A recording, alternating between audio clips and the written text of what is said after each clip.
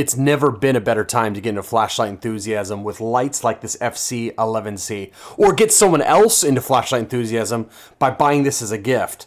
Let's check it out. Welcome back to Shoe Lights. This flashlight, the Wurrkos FC11C, is an astounding value. If I asked you how much you'd pay for a flashlight with 800 lumens, hand-picked color and tint, like a really good emitter, super efficient buck driver, an illuminated switch, built-in USB-C charging, and included 18650, and running on 18650 for long run times, you'd likely to say, well, actually, I'm not sure what you would say, but the price of this light for all those features is astounding. I just checked on their website, and right now, Wurrkos' website says it's $18.99. That's crazy. That's crazy. I can't believe you can get all these features for $18.99. It says it's regularly $29.21, but I don't know how true that is. That might be one of those perpetual sales. You know how these websites are, trying to get you to act. But seriously, for $18.99, you just can't do any better. This is the C variant of the light. It uses a Nichia 519A emitter running at 5000K, and it has a buck driver in it. Now, I checked in their manual, and it said that the non-C variant had the FET driver instead of the buck driver. It also said that it was supposed to be 1200 lumens, which I don't know of a single 3535 emitter that does 1200 lumens, so I think there might be some mistakes in their manual. But rest assured that a really good output for a single 3535 emitter like this, a single in a reflector, is about 700 to 800 lumens, and this thing's over to 800 lumens. And the reason you want the buck driver version is because buck drivers are super efficient. FET or linear drivers just kind of turn the extra voltage and amperage into heat. A buck driver actually is kind of like a giant capacitor, and it's much more efficient. So and less heat. So let's take a look at it. I'm going to make this video actually pretty to the point, because this light, it's obvious whether you want it or not. So let's take a look at the ergonomics really quickly. It's got type 3 anodization everywhere. It's got a clip there, press on clip. It's got a flappy doodle with the USB charging right here. Nowhere is it glued. Everything is just screwed on. I'm going to do a size comparison against the smallest 18650 light that we got, which is the Zebra Light SC64 or 65. Those are the two. Now, it looks considerably larger than the Zebra, but I want to point two things out.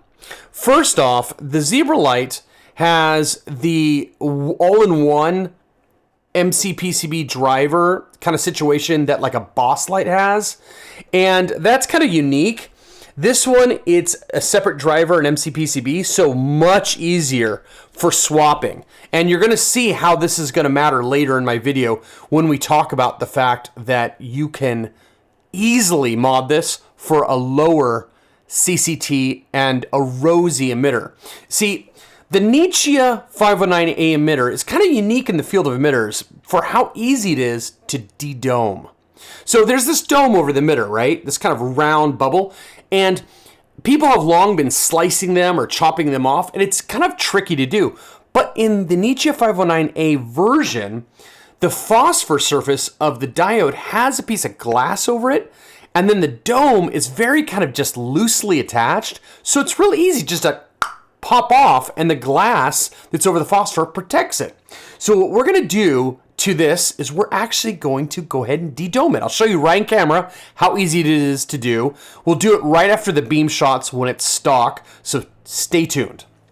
But carrying on with the ergonomics here, I just want to point out that it does look quite a bit longer until you realize what I was saying about the fact that it's got two separate parts in here, the MCPCB and the driver separate on like a conventional flashlight. And also, I've seen a lot of people mod these Zebra lights to add magnets to tail caps. People want to add magnets to them, and when they do, usually the tail cap comes out quite a bit further. Well, this has a magnet built in.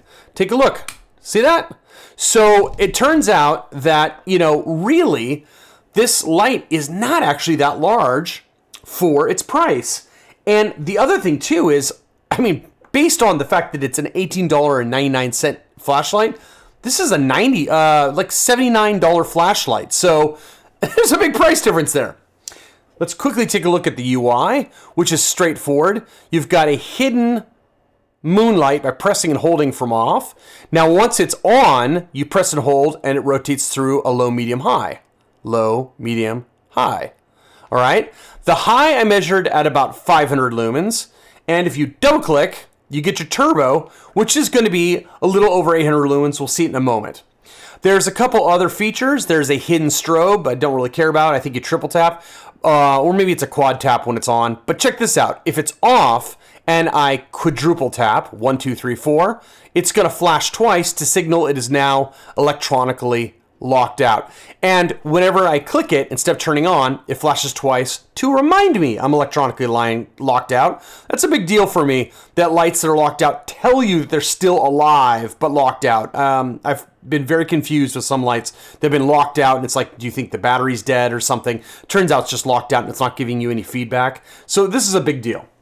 I also want to point out that there's a flappy doodle on the back here. Let's get a close-up of it. And you can see that underneath the flappy doodle is indeed, there we go, is indeed a USB-C charging port. I'm really glad to see that all these lights are going to the USB-C standard. And lastly, I'll show you that includes an 18650 battery here with 3000 milliamp hour. For Beamshots, we're going to do 2 single emitter 18650 lights. We're got the Wurrkos FC11C on the right with the Nichia 509A emitter. And then we're going to have the Zebralight SC64C LE, which has an LH351D emitter. Now, in fact, the Wurrkos puts out a few more lumens than the Zebralight.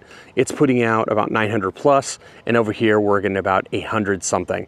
But let's see how they compare, because they both have crinkled reflectors that are about the same depth.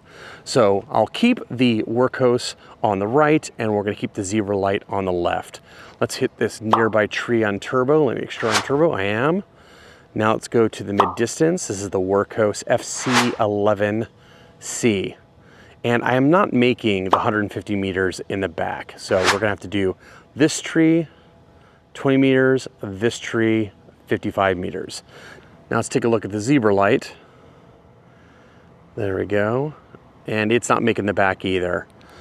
So again, let's do a side by side on this tree. And you can see that the Wurrkos is a little bit cooler, but it also is a little more intense. There we go. So great comparison. Let's do a beam profile of the Wurrkos. So slowly up the street. All right, let's take a look at its lumens and CCT and tint at the stock 5000K that it comes. So let's go over to the lumen tube here, and notice that when I turn it on to the moonlight, it is not even a lumen. Awesome, sublumen moonlight. Low is about 36, medium is about 225 or so, and high is just over 500. Double tap and you get almost 900 there on turbo, which, by the way, that's incredible. I mean, almost 900 on a single emitter is insane. Now, I don't really understand the rhyme or reason. Sometimes I've tested it and it was like 820, sometimes it was 890.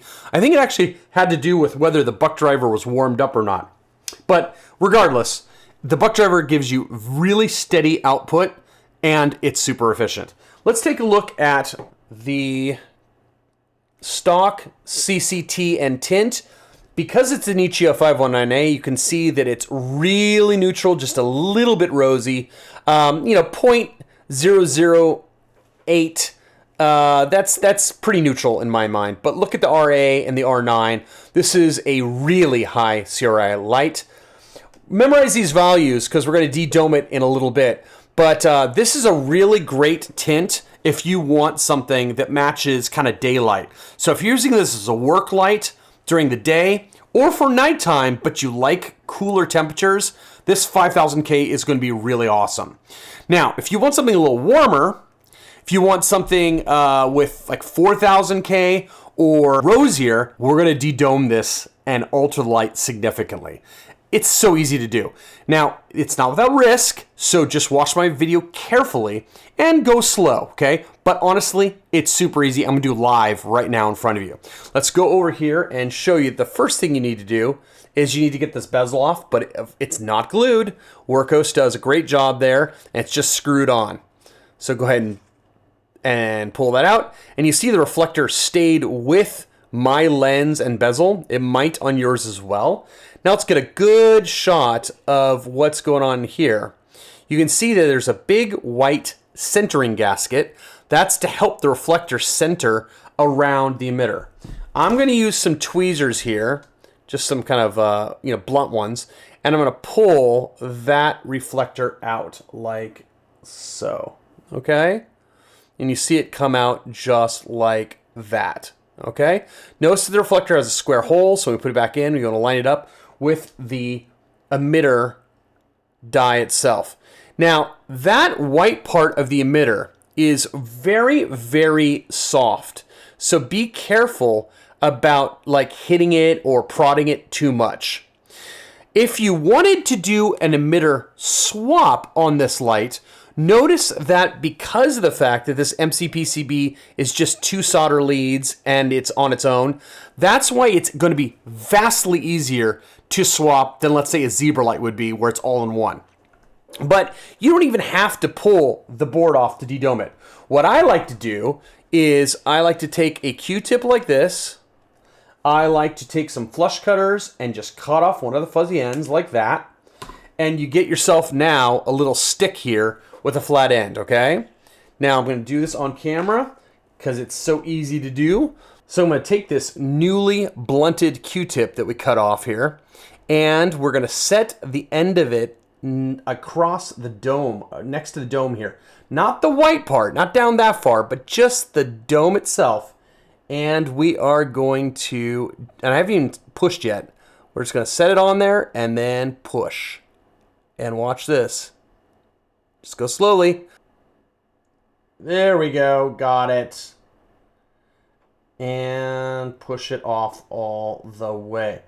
Okay, you can see that dome came off like that, and you can see that left, let's get really close here. You can see that there is a dome that is now freed, and you got just a piece of glass sitting there. Now again, do not want to lift that glass. That glass right there that's above the phosphor surface, you want that intact. So let me just toss the dome out. You can see the dome is in my hand now, a little tiny piece. And let me go and turn it on. And you'll know if you did a good job because when, oops, too bright. When you turn it on, you can see it's still nice and warm. If this is blue, that means you've pulled some of the phosphor off. But again, the chance of you pulling the phosphor off is very unlikely because of that piece of glass. Just push on the dome above the glass and you'll be fine. Let's take a look at what we did. All right, before we actually take a look, we got to reassemble it, right? So let's go ahead and put that back on like that. And I'll just make sure it's pushed down a little bit. And now I'm just going to go ahead and screw this back on. And you can see, once I get it in there, get nice and tight. And we can see that I did myself a good job. Everything looks great. Let's go ahead and turn it on to moonlight. Looks good. All right, coming over to the lumen tube, and let's take a look. Double click. So 720 lumens. I think that is right. I think it dropping about 100, 150 lumens is correct. Now, that might scare you, but realize that without the dome, the beam is actually going to go farther now. It has more candela, so less lumens, but it's more concentrated. Now let's take a look what it did on the Sekonic. There we go. So just around 4,000 like I predicted, and negative 0056. So yeah, if you like rosy tint, this is a really easy mod.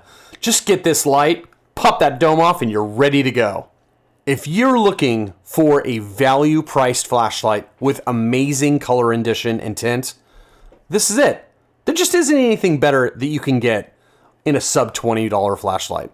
Magnet, charging, battery included, Nietzsche 519A, the option to de-dome it or not. Lot to love. Great time to be a flashlight enthusiast. Thanks for watching my review. Please consider liking, subscribing, helps my channel out a lot, and I will see you in the next review.